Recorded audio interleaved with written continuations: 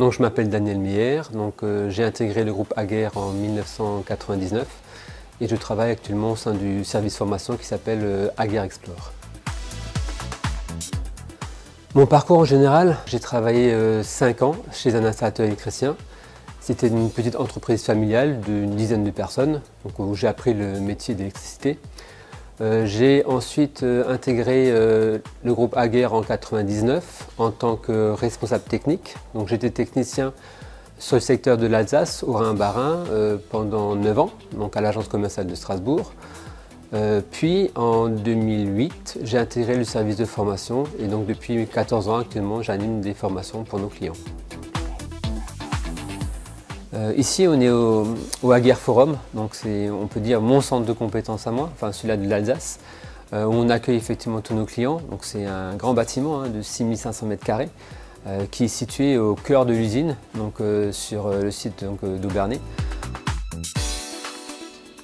Actuellement, nous sommes 13 formateurs répartis sur toute la France. Il y a le Aguerre Forum, comme j'ai cité juste avant, mais il y a également 10 centres de compétences répartis sur tout le territoire. L'idée, c'est qu'un client, quand il vient en formation, il a cette proximité par rapport à l'agence, enfin, centre de compétences. Principalement, on rencontre des installateurs électriciens, donc petites, grandes entreprises, ça va passer du patron au monteur électricien. Je reçois également les personnes de la distribution du matériel électrique. Également des profs d'électrotechnique, donc des personnes qui viennent de lycée. Ça peut être également des bureaux d'études qui viennent en formation.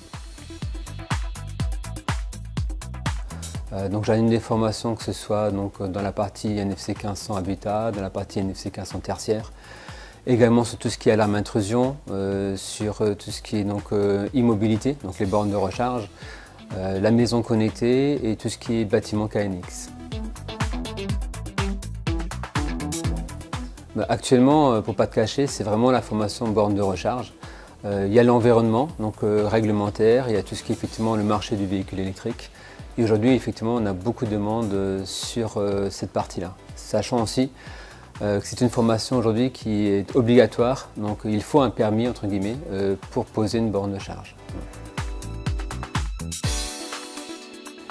Une journée de formation, ça commence par la préparation de la salle, souvent la veille, suivant les formations, parce qu'on a quand même beaucoup de matériel à déplacer, des matériels à reparamétrer pour les mettre dans les modes d'usine, parce qu'au préalable, nos clients ils ont joué sur les produits, donc ils les ont reconfigurés.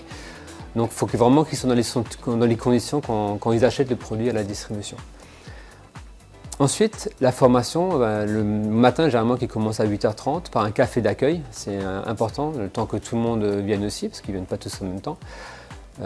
On apprend déjà à se connaître lors de ce moment privilégié. Et ensuite, on va rentrer en salle, on va présenter le programme de la journée. Et après le programme de la journée, on va faire un tour de table pour que chaque personne puisse vraiment exprimer ses besoins par rapport à cette journée.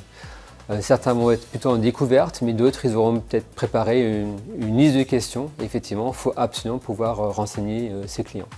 C'est bien pour cela qu'on fait des petits groupes de personnes, c'est 8 maxi, pour bien être à leur écoute.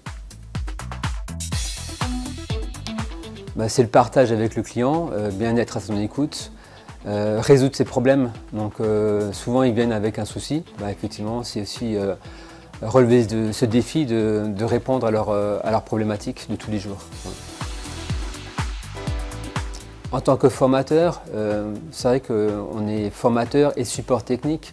Je suis aussi amené à me déplacer ponctuellement sur des chantiers pour les accompagner. Et cette approche, ils apprécient également. Je ne suis pas que formateur, je suis également technicien. On a dû également se réadapter. On a développé des formations distancielles. On a appris à connaître des clients, pas forcément du secteur, mais de toute la France, même des îles. Je me rappelle d'anecdotes où j'ai reçu des clients d'îles qui sont même revenus en formation présentielle par la suite sur Aubernay.